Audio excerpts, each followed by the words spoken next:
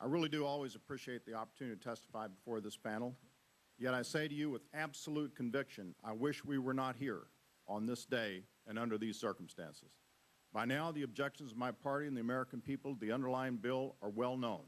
From the tax increases and Medicare cuts to the new mandates and federal intrusion, we all understand why the common shorthand for what's at stake is to call this a government takeover of health care. With only a few precious hours remaining before the final vote, I believe my time is best spent today talking about what the American people don't know already about. And unfortunately, there is plenty. In fact, it was the Speaker of the House who recently told an audience of local officials, quote, "We have to pass the bill so that you can find out what's in it." Respectfully, I beg to differ. The American people deserve to know what's at stake long before legislation reaches the President's desk. Take, for example, the proposal to eliminate the largest single federal financial aid program, a public-private partnership used to finance and service millions of students' college loans each year. Most Americans would never have predicted such a proposal was on the table, much less that it would be included in a bill aimed at reshaping our health care system.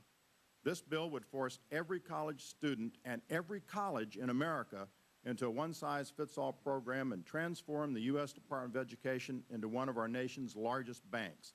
It takes a temporary problem, the need for increased federal financing of student loans in the face of a global financial crisis, and makes it permanent federal policy.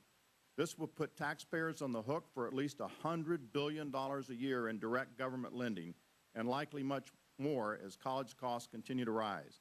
That means, conservatively speaking, the U.S. government will take on an additional $1 trillion in long-term debt over the next decade.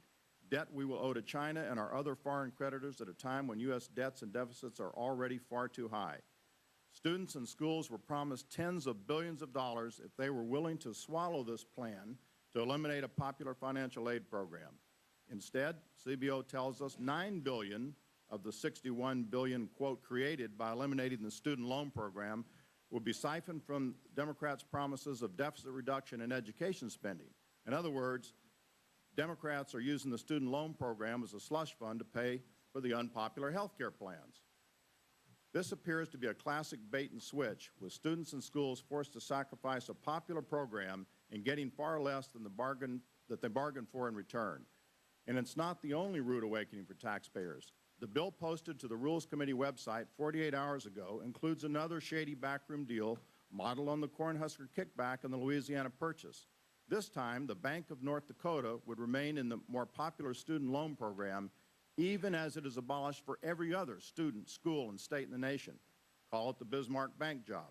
Media reports indicate the senator who secured the sweetheart deal has decided at the 11th hour the bad publicity is not worth the cozy benefit for his state. But we still have not seen a manager's amendment to strike this outrageous carve-out. A government takeover of our health care system would be bad enough. Add to it a government takeover of student lending, and we quickly realize this legislation is not about doing what's right for American families. It's about expanding the size, scope, and power of the federal government.